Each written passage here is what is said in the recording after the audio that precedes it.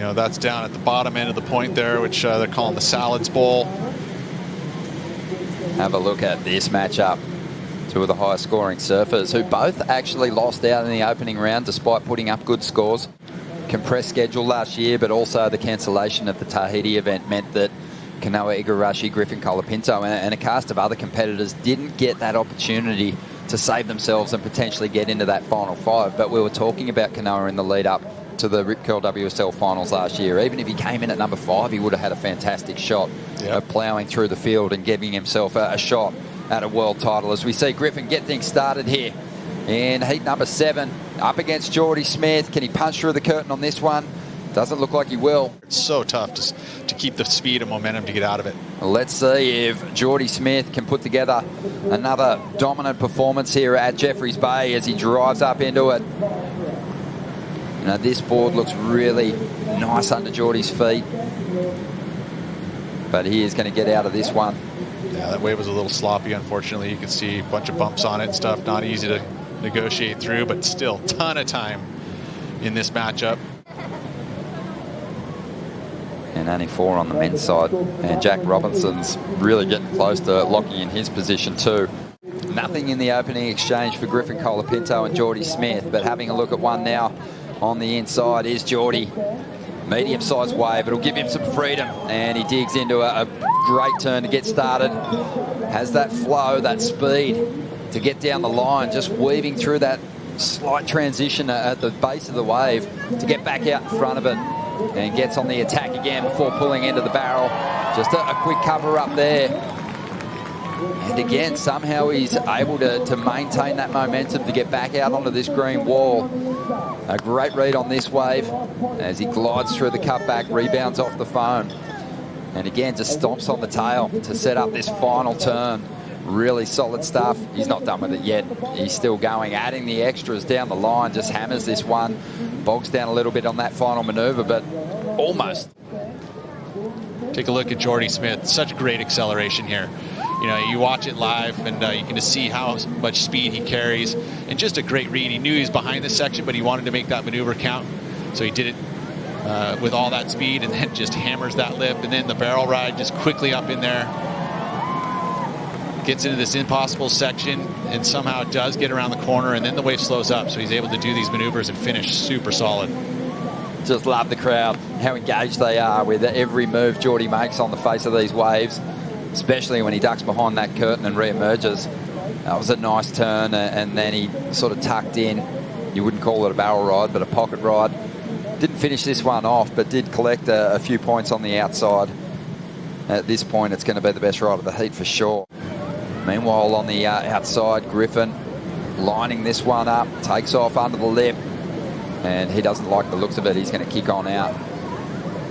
And really try and find those waves that are hugging in tight on the point that give them the opportunity to really attack. So this thing's anybody's game. Obviously, the beach, they're cheering for Jordy, but I think if it wasn't Jordy, they'd be cheering for Griff. They love Griff here. Everybody's been in a big support for Griffin, so it's going to be fun to watch this thing play out. But it's a huge heat for Griff for the Final 5. He needs to stay in this. He just seems to really be able to cover these big walls beautifully. He's a big guy. He's got a lot of power, and he doesn't shy away from hitting those critical sections. You think about the number needed now by Miguel Pupo, a 6.28 before, you know, it was a mid-range 5, right? So it's added an extra element as we see Griffin up and riding. Here he is, Griffin Colapinto, a 2-time event winner this year, breaking through for his maiden victory against Felipe Toledo in Portugal. And he did it again, beat Felipe in El Salvador for his second win. Well, and he looks, to me, Pete, like probably the second most informed surfer on the championship tour at the moment. Sort of extra tall in the total right now when you look at the way these scores are going. The Griffin Colapinto, tell you what, he is going to be dangerous anytime he stands up. So lively too, like there's just like electricity moving through this guy's veins as he's punching through every section, trying to make that point of difference. He knows that he's up against Jordy, so it is about really relying on your strengths and leaning on that. The Groms were hounding Matt McGillivray, asking for his ration before he paddled out. Yeah. One can even ask for one of his fins. Oh man, give the guy some room. All right, here goes Jordy, going through the gears. Yeah, it's a little shampoo from a lip. and that one will run away from him.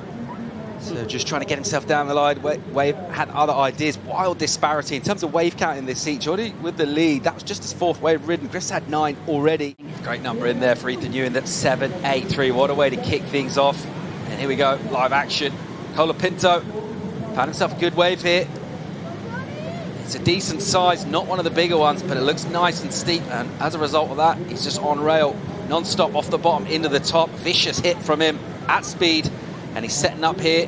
He'll go into a low line, thought about a tube. We've seen a little bit of that happen. Someone is deep inside the barrel and emerges to a massive roar from the home crowd support. Jordy Smith just pouring his way out of a barrel and then into the lip. Hits it nicely, gathering speed again. It's as ever powerful and smooth at the same time. Jordy Smith into the lip. Really nicely done. And he loves it. These guys love it too. A really passionate crowd here and a good number on the way to Jordy Smith. Oh man, I can't wait to see the beginning part of that wave. He was tucked undercover for a long time, finding a lot of shade. Ton of ways, Jordy making that wave selection pay off, Rosie. Oh yeah, and Jordy straight off the bat pulls under the hood, just really maximizing the time under the lid there. It was a little bit of a dirty entry into that barrel, but still just so deep and undercover. But I also like the fact that he is just so in tune with this wave and finding more scoring potential on the inside. Speaking of energy from the crowd, the is down, sample in the vibes. What have you got, Strider? This kind of energy out of the crowd when you see the waves completed by Jordy and that just feeling. I mean, look at that lip line float, just comes down, just barely pulls it off, but then looks in, and that right there is the roar of the lion. That was just amazing. I just love that feeling and that vibe. He's got his numbers, so he is definitely heading in the right direction as he'll just give way to the priority status of Jordy Smith, who is on the prowl here. With just under 90 seconds to go, a slightly smaller wave. As it just drills down the point here, opens up with a big wrap, hooks it back into the pocket, off the bottom and into the lip as he just pushes that tail through and opens up again. Really nice, just releasing the fins, showing the variety, hooking again. Absolutely textbook stuff from Jordy. He's looked really composed, but he's sitting in the lineup, crucially on the waves as well. Just snatches slightly at that turn. As the wave gets a little milky through on the inside. It's gone a long way. It's turn number 7 or 8. And a bellow, a roar from the crowd. As Jordy comes in over the rocks, he's going to have to watch Griff on this thing as it's going to fly down the line. And, he is going for the Hail Mary there. Needed a huge score. But you know what? Jordy Smith might have just shut the door on that last wave. Looks like Griff's trying to find something down the line as well. He's got up before the horn. And he'd have to do something pretty spectacular on this wave to take the lead. This wave's not really offering up, I think, what he needs, but you never know with Griff. It's always down to the last second with him. He's not going to stop until it's over, which it looks like it is. Griffin Colapinto making his way in here. 8.98 is that requirement prior to the score in for Jordy. I'm not sure necessarily he'll trouble his top 2, but it looks like all that will be elementary. And the run. So amazing, and I'll just look at the Groms running up to him. I mean, I'm sure Jordy remembers being one of those Groms looking for the autograph from all the pros, so watching him fill some big shoes for the South Africans, and it's good to see him get the job done. Jordy Smith gets an important win over Griffin Colapinto to keep South African hopes alive in the Corona Open J.